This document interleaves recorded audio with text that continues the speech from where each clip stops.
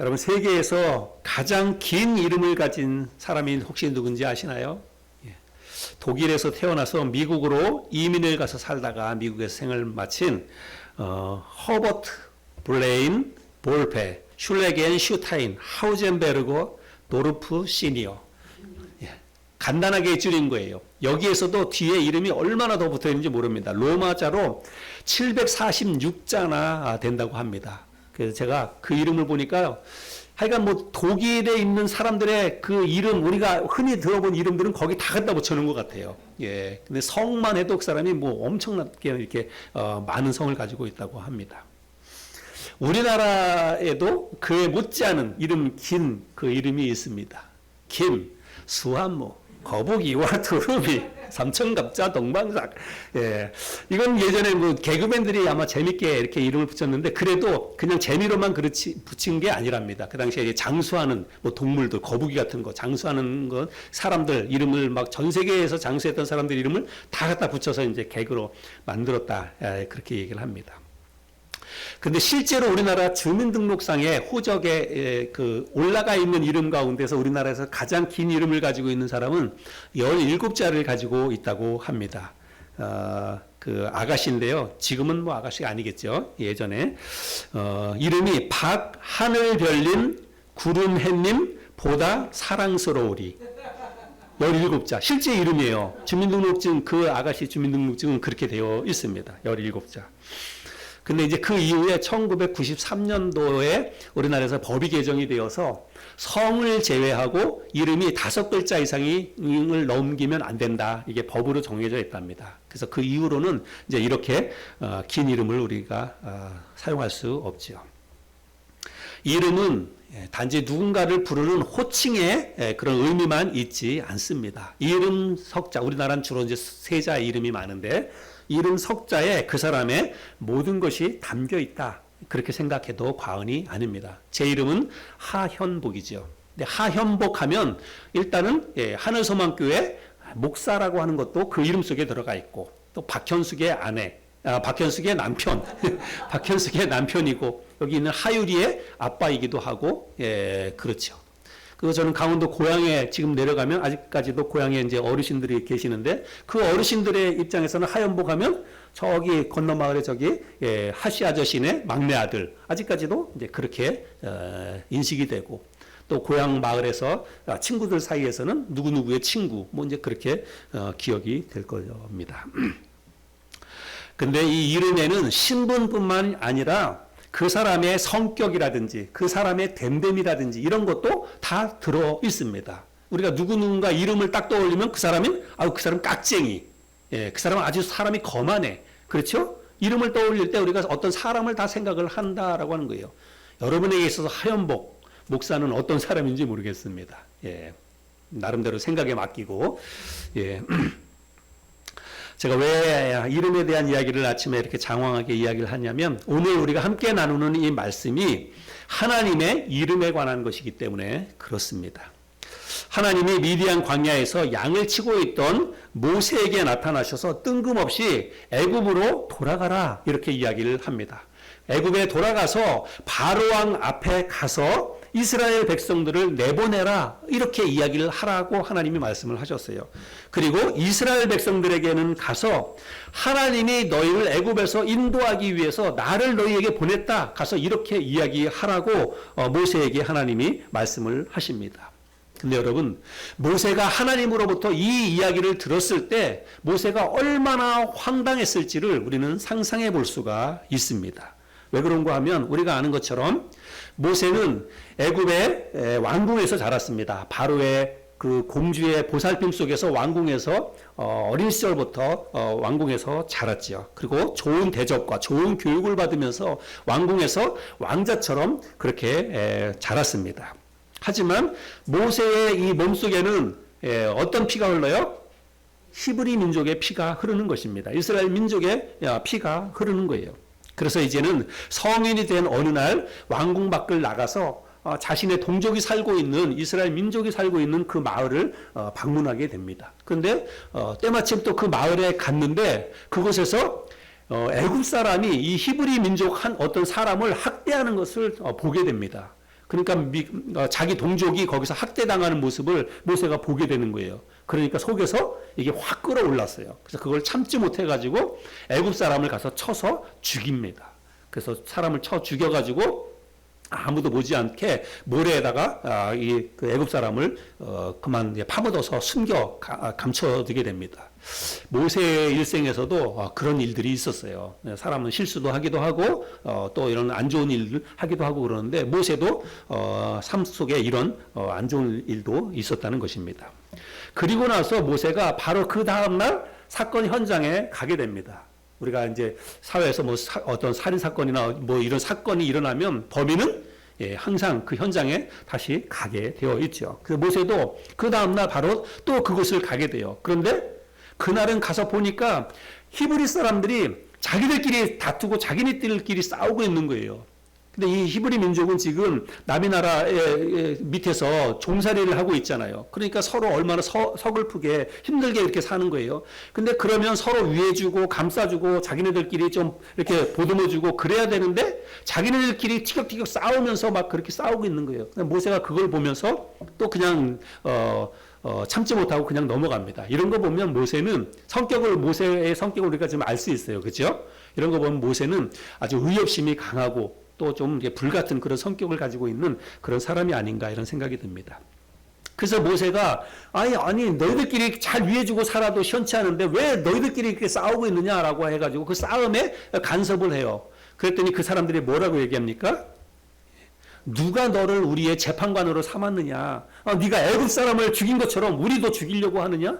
이렇게 얘기를 하는 거예요. 근데 그 이야기를 딱 듣자마자 모세가 갑자기 깜짝 놀랐어요. 왜냐하면 자기는 아무도 모르게 사람을 쳐 죽이고 모래에 숨겼다고 했는데 그게 다 탄로가 난 거잖아요. 그래서 이제 안 되겠다. 내가 이대로 있다가는 이게 소문이 번져가지고 내가 안 되겠다. 이런 생각을 가지고 그 자리에서 바로 미디안 광야로 도망을 가게 됩니다. 그리고 실제로 바로 왕도 이제 그 소문을 듣고 나서 모세를 죽이기 위해서 사람을 내보내서 이제 모세를 찾는 그런 일들이 일어나게 되지요.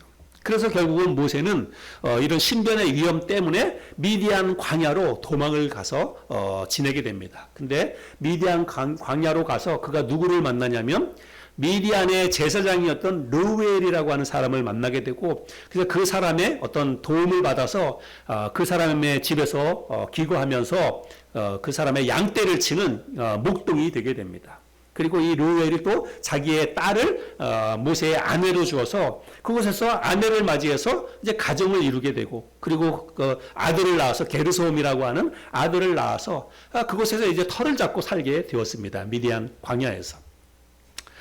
그래서 그렇게 이제 어떻게 보면 이제 뭐 가정도 이뤘지 그리고 뭐 삶의 환경도 뭐 양떼를 치면서 부럽지 않게 남부럽지 않게 그런 이제 삶을 사니까 평안하고 별 탈 없는 그런 삶을 살고 있었다는 것입니다. 그렇게 평화롭고 평범한 일상을 살고 있던 모세에게 어느 날 갑자기 하나님이 나타나서 어디로 가라는 거예요? 애굽으로 돌아가라 이렇게 이야기를 하는 거예요. 여러분 그 애굽이 어떤 곳입니까? 모세가 사람을 죽이고 도망 나온 바로 그곳이에요. 근데 하나님이 지금 다시 그곳으로 가라고 이야기하는 것입니다. 그것도 애굽의 바로 왕 앞으로 가라는 거예요.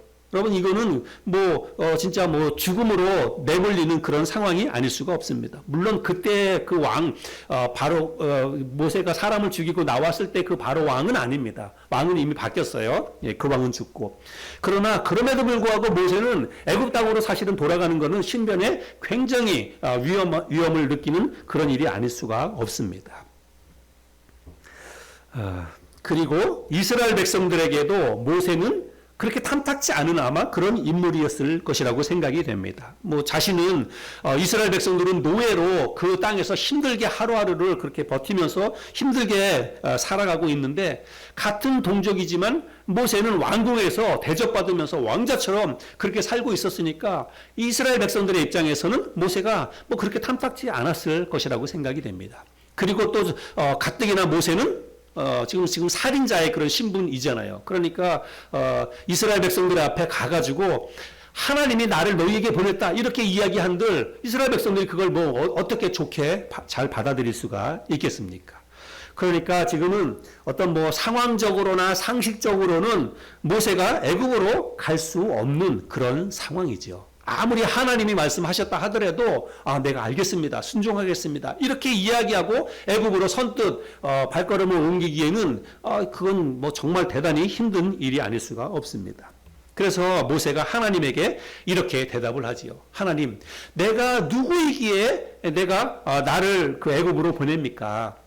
나를 그 바로왕에게로 보냅니까? 내가 무엇이기에 이스라엘 백성들을 애굽에서 내가 인도해 낼 수가 있겠습니까? 그렇게 이야기를 합니다. 그건 모세의 말이 충분히 타당성이 있고 또 일리가 있다 이렇게 생각이 됩니다. 그런데 하나님은 그 모세의 말을 듣고 뭐라고 얘기하냐면 내가 함께 할 테니까, 내가 알아서 다 지켜주고 내가 알아서 일을 할 테니까 너는 그냥 내 말만 듣고 가거라. 가서 내가 시키는 대로 그냥 해라. 바로왕 앞에 가가지고는 이스라엘 백성들을 내보내라. 이렇게 이야기하고 하나님이 그렇게 했다고 얘기하면서 이야기하라는 거예요. 그리고 이스라엘 백성들에게는 가서 나를 따라서 애굽에서 나와라. 하나님이 나를 너희 지도자로 보냈다. 이렇게 이야기를 하라고 하나님이 말씀을 하십니다. 우리 11절 12절 말씀을 한번 보겠습니다. 우리가 오늘 본문 말씀 13절 14절 읽었는데 11절 12절에 보면 모세가 하나님께 아뢰되 내가 누구에게 바로에게 가며 이스라엘 자손을 애굽에서 인도하여 내리까? 하나님이 이르시되 내가 반드시 너와 함께 있으리라. 네가 그 백성을 애굽에서 인도하여 낸 후에 너희가 이 산에서 하나님을 섬기리니 이것이 내가 너를 보낸 증거니라. 그래서 내 말만 듣고 가라는 거예요. 내가 너와 함께 할 테니까 걱정하지 말고 가라. 그렇게 이야기를 합니다. 그런데 하나님이 그렇게 말씀하신다고 해서 걱정이 안 될까요? 하나님이 그렇게 말씀하셔도 인간적으로 걱정이 되는 거예요. 가면 내가 붙잡히면 영락없이 죽을 것 같은 그런 생각이 들어서 걱정이 되는 거죠. 그래서 다시 모세가 하나님께 묻습니다. 뭐라고 묻냐면 내가 가서 이스라엘 백성들에게 하나님이 나를 너희에게 보냈다. 그렇게 이야기하면 그들이 나한테 분명히 물을 것입니다. 뭐라고 묻냐면 너를 보낸 하나님의 이름이 도대체 뭐냐?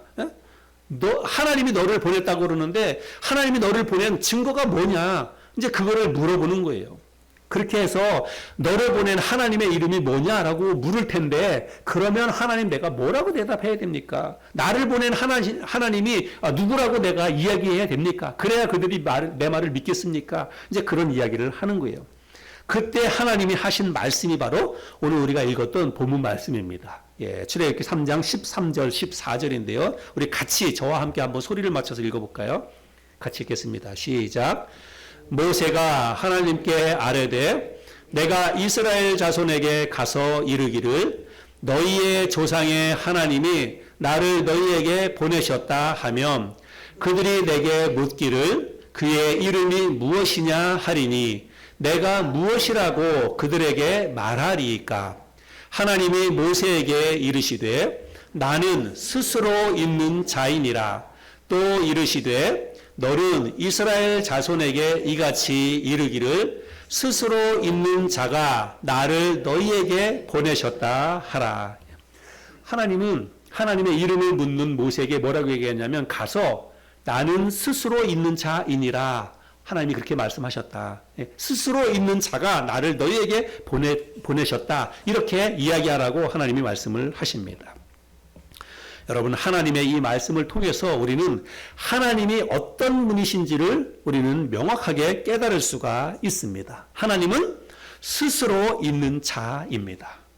이 짧은 말씀 속에, 이 짧은 하나님의 성호, 이름 속에 여러분 하나님의 모든 것이 들어있다라고 하는 것을 우리는 오늘 알 수가 있습니다. 여기 나는 스스로 있는 자이니라 이 말을 히브리어에서는 뭐라고 단어가 쓰였냐면 히브리어에는 에흐에 아쉐르 에흐에라고 하는 말이 쓰였습니다. 히브리어 말은 거꾸로 읽는 거예요. 이쪽서부터 왼쪽서부터 읽는 건데 에흐에 아쉐르 에흐에 이렇게 읽습니다.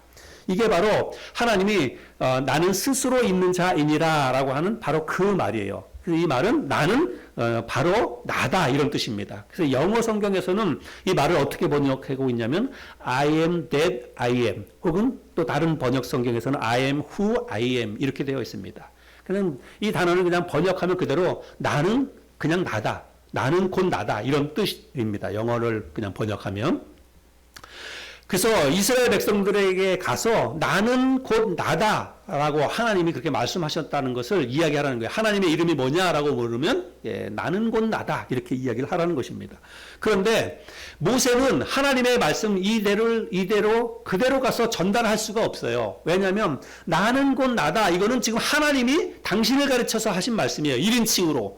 그죠? 하나님이 나는 곧 나다 이렇게 얘기했어요. 그런데 모세는 백성들에게 가서 이야기할 때는 3인칭으로 이야기를 해야 되는 거예요. 하나님이 이렇게 말씀하셨다. 그래서 3인칭으로 모세가 가서 이야기할 때는 뭐라고 이야기해야 되냐면 야훼, 아쉐르, 야훼 이렇게 이야기를 해야 됩니다. 야훼, 아쉐르, 야훼. 그래서 이 말은 그는 곧 그다 이런 뜻입니다. 이 말은.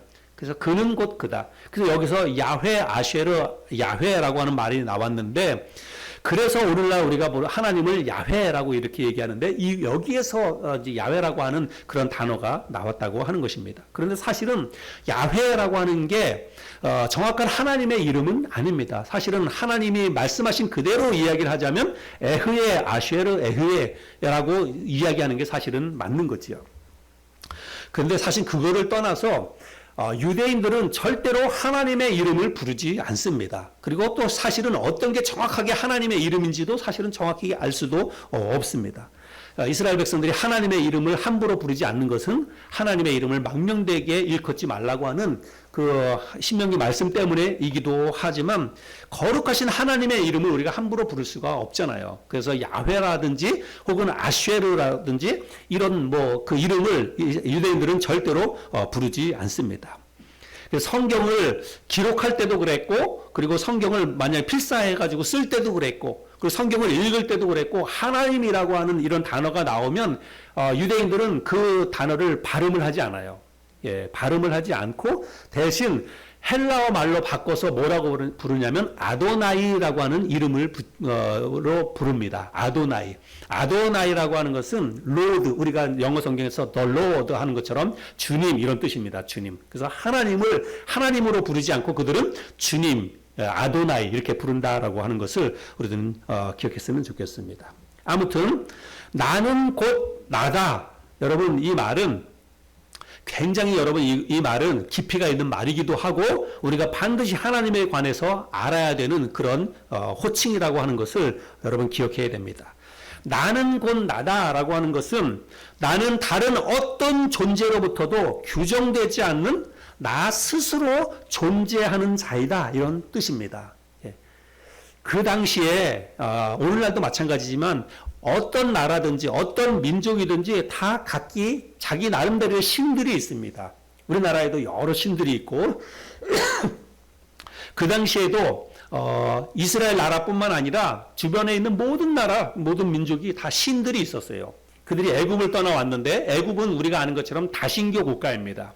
그래서 10가지 재앙을 내릴 때 그 10가지 재앙이 다 애굽에 있는 신들을 그 하나님이 물리치는 그런 내용들을 담고 있습니다. 그래서 애굽에서는 대표적으로 태양을 숭배합니다. 태양신 레라고 하는 태양신을 숭배하고 그리고 애굽에는 나일강이 있잖아요. 그래서 강의 신 누 이런 신들을 숭배합니다. 그리고 이스라엘 나라 주변에 암몬 족속이 있는데 암몬 족속의 신이 몰렉이고 블레셋 족속의 신은 다곤입니다. 그리고 모압 족속의 신은 그모스, 가나안 땅의 신은 바알입니다. 그래서 각기 그 주변에 있던 모든 나라에도 다 자기들이 섬기는 신들이 있었다는 것입니다. 그런데 여러분 이런 각 나라, 각 민족이 섬기는 그 신들의 이름은 모두 다 누가 지은 거예요? 사람들이 지은 거예요. 그 신을 믿는 그 나라 그 사람들이 자기네들의 신의 이름을 붙인 것입니다. 그리고 그런 신을 그렇게 붙이고 이 신이 우리나라에 풍요를 갖다 주는 신이다. 그렇게 자기들이 규정을 하는 거예요. 그리고 어떤 신의 이름을 붙여놓고 그 신은 우리나라에 비를 내려다 주는 신이다. 이 신은 강을 다스려주는 바다의 신이다. 그래서 자기네 나름대로 신의 이름을 붙여놓고 그 신을 규정하는 거예요. 이 신은 바람을 주관하는 신이다. 이 신은 비를 주관하는 신이다. 이렇게 사람들이 다 규정을 했다는 것입니다. 신에 대해서. 그러나 하나님은 사람들에 의해서 이름이 붙여지지도 않고 사람들에 의해서 어떠한 신이다라고 하는 그렇게 신으로 규정된 것도 아니라는 거예요. 나는 곧 나다. 이 말은 뭐냐면 아예 태초부터 스스로 존재하는 분이다라고 하는 그런 의미가 있다는 것입니다. 여러분, 이것은 굉장히 중요한 의미를 내포하고 있는 것입니다. 여러분, 이 세상에 존재하는 모든 것들은 스스로 존재할 수가 없습니다. 다른 무언가 혹은 다른 누군가에 의해서 존재하게 되고 다른 누군가에 의해서 무엇으로 규정이 되게 되어 있습니다. 그렇죠? 여러분, 이건 마이크예요. 이 마이크가 있기 때문에 여러분에게 소리가 잘 전달이 됩니다. 그런데 이 마이크는 이게 스스로 존재하지 않습니다. 누군가가 만든 사람이 있어요. 이거를 만든 사람이 있고 이거를 마이크라고 우리가 부르자라고 해서 규정 지은 사람들이 있습니다. 이건 물컵인데 이 물컵도 스스로 존재할 수가 없습니다. 누군가 이 컵을 만들었고 이거는 우리가 컵이다, 머그컵이다 이렇게 부르자라고 해서 이거를 규정을 다 지었다는 것입니다. 뭐 마이크, 컵 이런 것뿐만이 아니라 다 마찬가지예요. 이런 뭐 나무도 그렇고 다 스스로 존재하지 않습니다. 이 땅에 있는 모든 것들은 여러분 다 스스로 존재하는 것이 하나도 없다라고 하는 것을 우리는 알 수가 있습니다. 그런데 하나님이 나는 스스로 있는 자이니라라고 말씀하신 것은 나는 태초부터 누군가에 의해서 존재하는 것이 아니라 누군가의 어떤 힘에 의해서 존재하는 것이 아니라 나는 원래부터 스스로 존재하는 자이다. 바로 그런 뜻이라는 것입니다. 그래서 철학자인 아리스토텔레스는 하나님에 대해서 뭐라고 얘기했냐면 부동의 동자라고 이렇게 얘기했습니다. unmoved mover 이렇게 얘기하고 있습니다. 이 말은 그 어떤 것에 의해서 움직이는 것이 아니라 스스로 움직이는 존재다라고 하는 그런 뜻입니다. 여러분, 이 땅에 존재하는 것 가운데에서 그 어떤 것에 의해서 움직이지 않고 그냥 자기 스스로 움직이는 것, 여러분 그런 게 없다라고 하는 것입니다. 어떤 힘이 존재해야 돼요. 어떤 물리적인 힘이 가해져야만 움직임을 가져갈 수 있다라고 하는 것입니다. 그런데 하나님은 그렇지 않다라고 하는 것입니다. 그래서 또 다른 그 철학자는 하나님에 대해서 뭐라고 얘기했냐면 prime mover 이렇게 이야기했습니다. 이거는 주된 움직이는 자 이런 뜻인데 시동자, 뭘 움직이게 하는 자 이런 뜻을 가지고 있습니다. 이 땅에 있는 그 어떤 것을 움직이게 하는 그 태초의 그 힘, 그것을 이야기하는 것입니다. 그래서 여기에서 오늘날 우리가 그 신학적인 용어로 제1존재 원인이라고 하는 프리마 쿠사라고 하는 이런 그 신학적인 용어가 나왔습니다. 프리마 쿠사. 이거는 제1존재 원인이라고 하는 그런 뜻입니다. 여러분, 세상에 다른 어떤 것에 물리적인 그런 힘이 가해지지 않는데도 불구하고 스스로 움직이는 것은 없습니다. 그래서 우리가 이거를 인과법칙이다 그래요. 인과법칙. 어떤 것의 결과는 반드시 어떤 것의 원인이 있기 때문에 그런 결과물이 나온다라고 하는 것입니다. 원인 제공이 없이 어떤 결과물이 나오는 것은 있을 수가 없다라고 하는 것이지요. 그래서 우리가 눈으로 보는 이 세상 모든 것에는 반드시 존재 원인이 있게 마련입니다. 여러분 한번 살펴보세요. 주변에 있는 것들을 한번 살펴보세요. 누군가가 만들었기 때문에 존재하는 거예요. 누군가가 만든 사람이 없는데도 이 땅에 존재하는 것이 과연 뭐가 있는지를 한번 여러분 생각해 보세요. 없습니다. 그래서 우리가 생활하고 있는 모든 환경의 주변에 있는 것들은 다 누군가에 의해서 대부분은 뭐 사람들이 만들었지요. 지금 우리들이 이렇게 지내고 있는 이런 공간이나 뭐 이런 데는 다 의자나 뭐 이런 건 다 사람들이 만들었습니다. 그런데 사람들이 만든 것을 빼고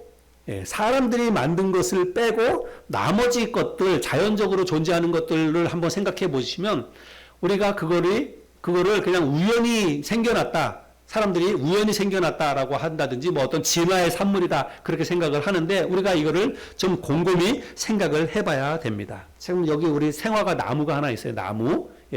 여러분 이 나무가 누가 만들었을까요? 어떻게 해서 이 나무가 생겨났을까요?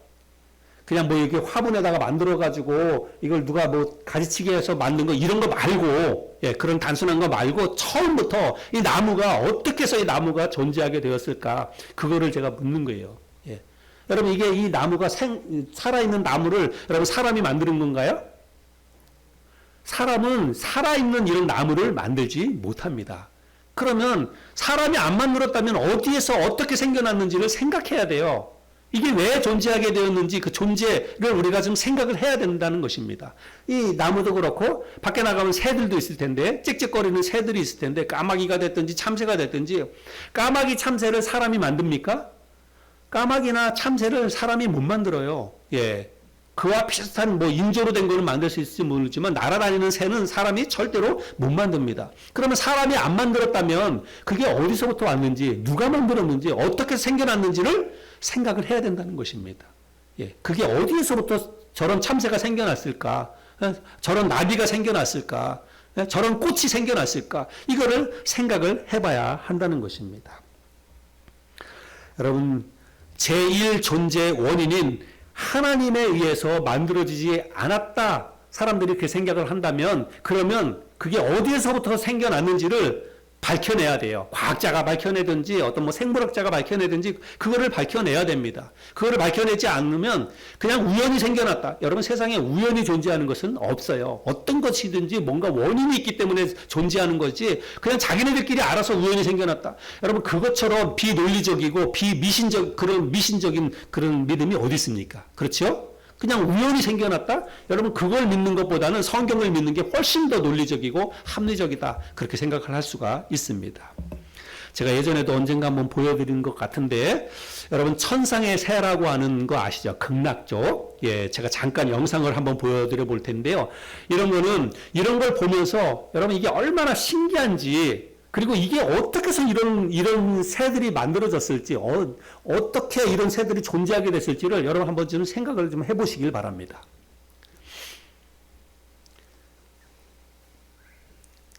네, 소리가 아주 작게 들어가서 어쨌든 뭐 영어 더빙이라 뭐 그냥 소리는 그렇고 새 모습을 한번 좀 보시길 바랍니다. 예, 이게 극락조라고 하는 건데요. 지금 이제 그 수컷인데 구애 활동을 하는 거예요. 예. 사랑을 차지하기 위해서 자기 몸을 저렇게 막 변신을 합니다.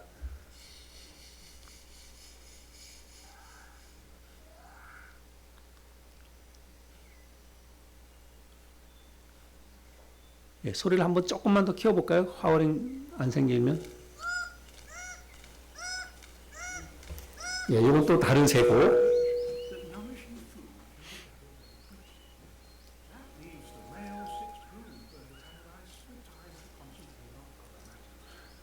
네, 저거는 이제 자기 집을 좀 가꾸는 거예요. 예.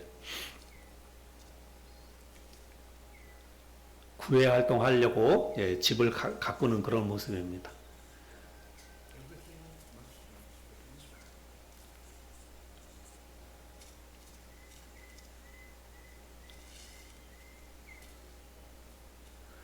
지금 볼 때는 저렇게 좀 평범하게 저렇게 보이잖아요. 근데 저렇게 구애할 때는 예, 모습이 저렇게 달라집니다. 저 이제 댄싱 하는 거예요. 예, 구애 활동하는 겁니다. 예쁘게 보이려고.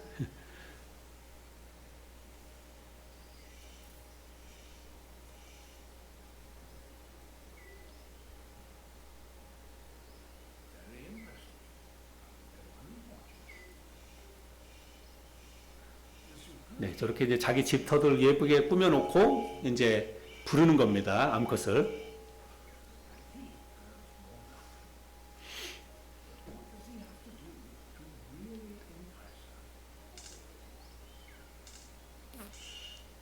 네, 이제 암컷이 왔어요. 암컷이 오면 네, 저렇게 변신합니다. 저 앞에서 이제 춤추는 거예요.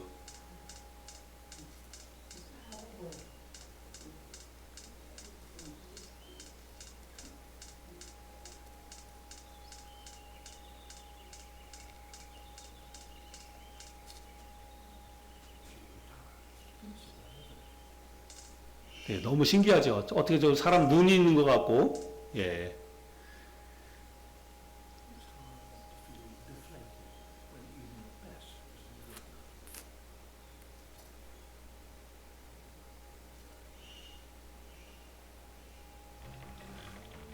네. 아니, 그냥 놔두세요. 그 다음에 우리 한번 이번에는 바닷속을 한번 또 보겠습니다. 바닷속. 바닷속에도 신기한 물고기들, 예쁜 물고기들이 또 얼마나 많이 있는지 모릅니다.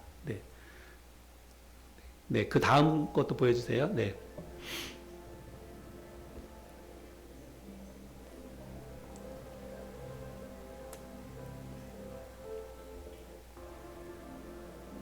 저런 바닷속에 있는 정말 수천 가지 종류의 저런 물고기들이 여러분은 어떻게 해서 생겨났을지, 예, 저걸 누가 만들었을지, 저건 사람이 안 만든 거는 뭐 틀림없는 사실인데, 그렇다고 저것들이 자기들이 알아서 막 생겨났을까요? 그런 게 아니잖아요. 가장 첫 번째로 올라가서 저걸 과연 저런 것들이 어떻게 해서 만들어졌을지를, 예, 한번 생각해 볼 수 있으면 좋겠습니다.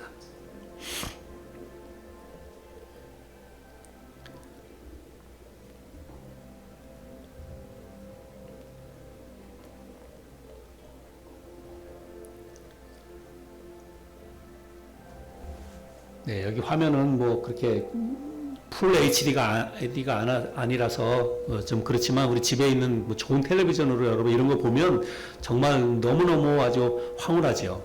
예, 아름다운 물고기들.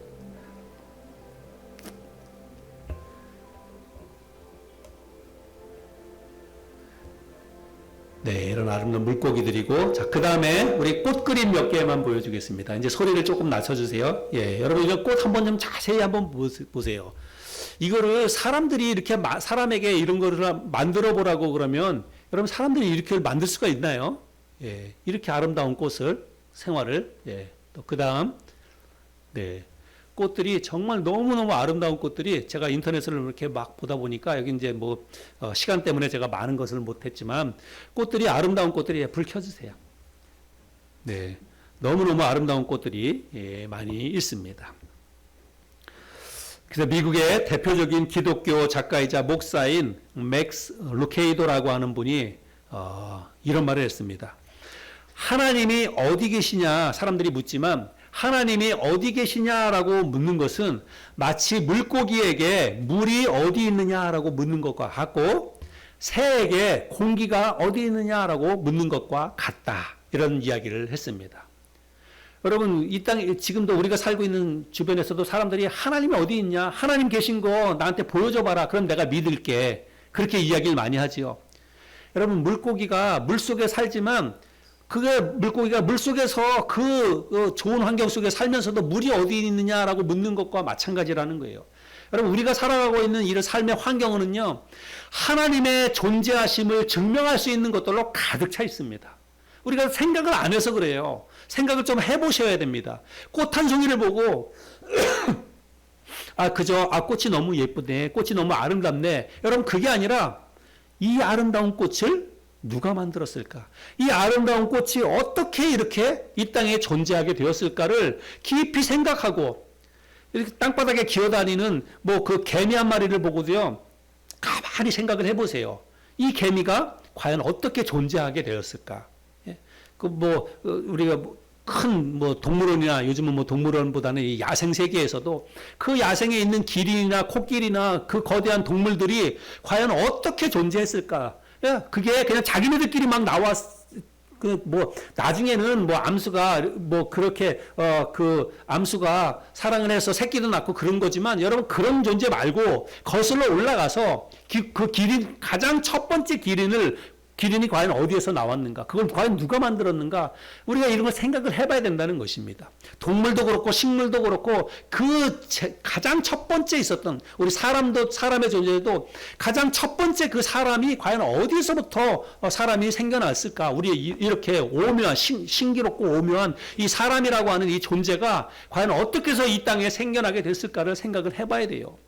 여러분 그게 진화의 산물이라고요? 그럼 택도 없습니다. 우리는 학교에서 진화론을 배웠지만 어떻게 우리가 이렇게 완벽한 인간이 원숭이에서부터 이게 점점 진화해가지고 이렇게 완벽한 인간이 된다는 것입니까? 그럼 말도 안 되는 거예요. 과학자들조차도 그거를 신뢰하지 않습니다. 그래서 끝까지 올라가다 보면 결국은 우리는 창조주 하나님의 존재를 인정하지 않을 수가 없다는 것입니다.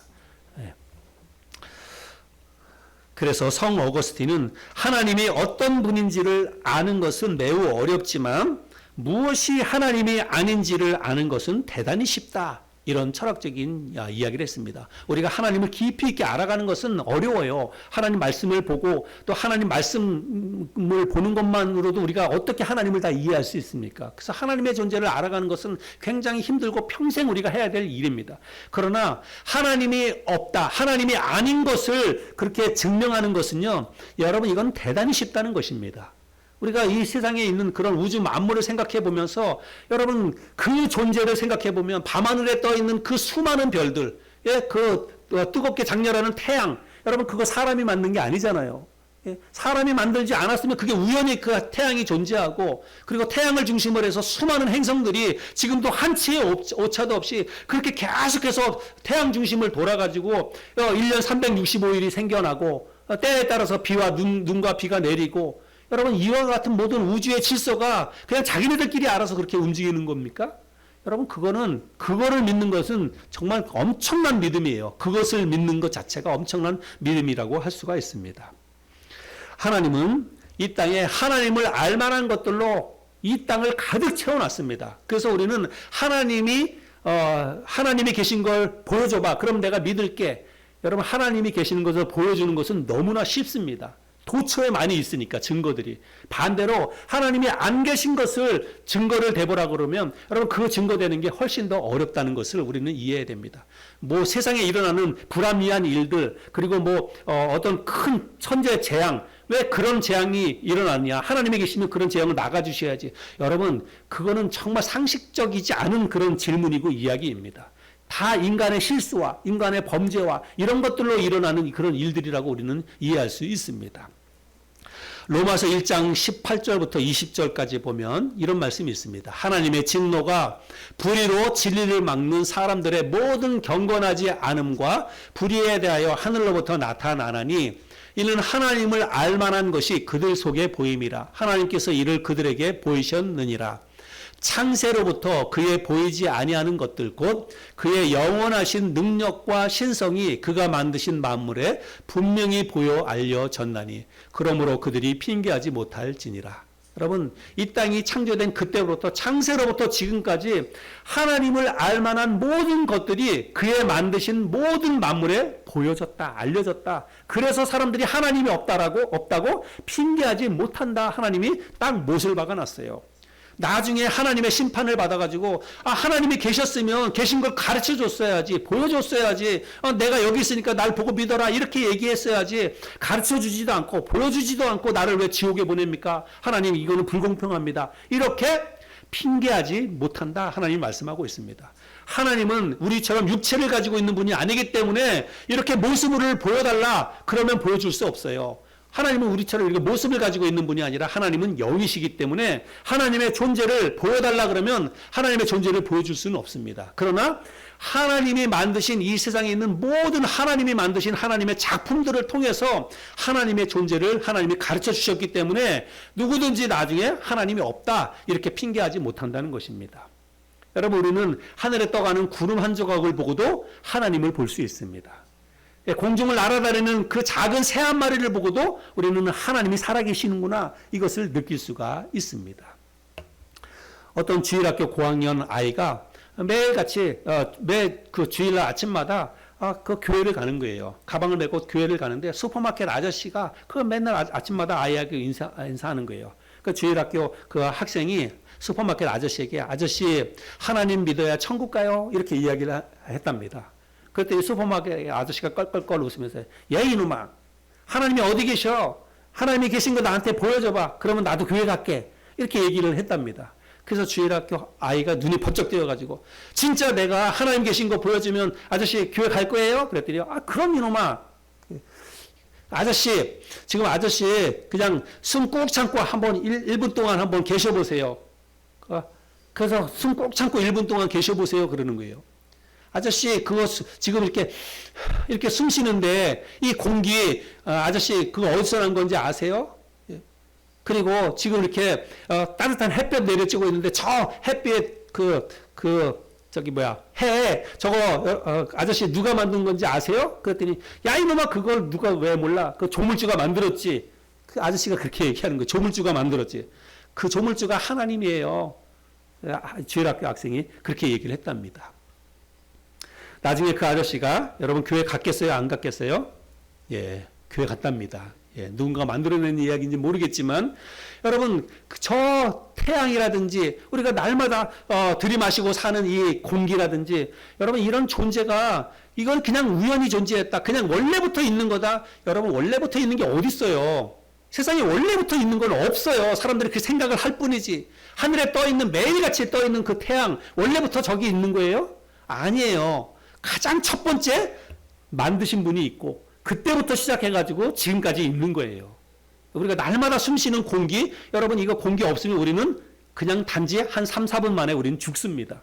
그러나 우리가 날마다 이 공기를 마시고 살아서 우리가 숨쉬고 산다는 것 자체가 바로 하나님이 살아계신다는 증거입니다. 우리가 이런 하나님의 증거들로 가득 찬 이런 세상 속에 우리가 지금 살고 있다는 사실입니다. 창세기 1장에서 이 세상에 존재하는 모든 것들이 다 하나님에 의해서 창조되었다라고 말하고 있습니다. 제1존재 원인인 하나님께서 땅도 만들고 물도 만들고 공중의 하늘도 만들고 공중을 날아가는 새도 만들고 바다를 헤엄쳐 다니는 물고기도 하나님이 만드신 거예요. 하나님이 그걸 다 만들었다고 6일 동안 이 세상에 있는 모든 것을 하나님이 창조하셨다라고 말하고 있습니다. 여러분 한번 보세요. 우리가 객관적으로 다른 그 어떤 종교에서도 이 세상에 있는 해와 달을 만드는 자기네들이 믿고 있는 신이 그걸 만들었다고 얘기하는 종교는 없어요. 불교도 마찬가지고 여러분 세상에 있는 그 어떤 종교에서도 이 세상에 있는 우주 만물을 우리 신이 만들었다라고 이야기하는 종교가 없습니다. 그리고 어떤 종교의 경전을 갖다가 보더라도 이 우리가 숨쉬는 이 세상에 있는 이런 모든 환경들을 만들었다, 그 신이 만들었다고 이야기하는 그 기록한 경전이 없습니다. 유일하게 우리가 믿고 있는 하나님의 말씀인 성경에서 이 세상에 있는 모든 것들을 하나님이 만드셨다라고 이야기하고 있습니다. 세상에 우연히 존재하는 것이 없다라고 한다면 누군가가 만들었기 때문에 존재하는 거예요. 그 누군가가 바로 여러분 제1 존재 원인인 스스로 나는 스스로 존재하신 하나님이라고 하는 사실입니다. 그 하나님이 오늘도 살아계셔서 우리로 하여금 살아서 숨쉬고 살아갈 수 있도록 그리고 좋은 것들을 많이 보고 많이 누리며 살아갈 수 있도록 우리 주변에 아름다운 것들로 가득 채워 주셨다는 사실입니다. 여러분 하나님은 살아계십니다. 그 하나님께서 저와 여러분의 삶을 다스리고 주관해 가고 계시는 줄로 믿습니다. 나는 스스로 있는 자이니라. 여러분 이 위대한 하나님의 이름, 이 위대한 하나님의 말씀 앞에 우리가 정말 말씀으로 하나님의 살아계심을 인정하고 하나님께서 그 살아계신 하나님이 계시기 때문에 오늘날 나도 존재하는 것이다. 그리고 앞으로의 나의 삶도 하나님이 존재하시기 때문에 나의 삶도 의미가 있는 것이다 라고 하는 사실을 우리가 믿음으로 바라보고 살아계신 하나님 앞에서 늘 기뻐하면서 감사하면서 하나님이 주신 것들을 누리게 해주신 것들을 우리가 기뻐하면서 누리며 살아가는 저와 여러분 모두가 될 수 있기를 바랍니다.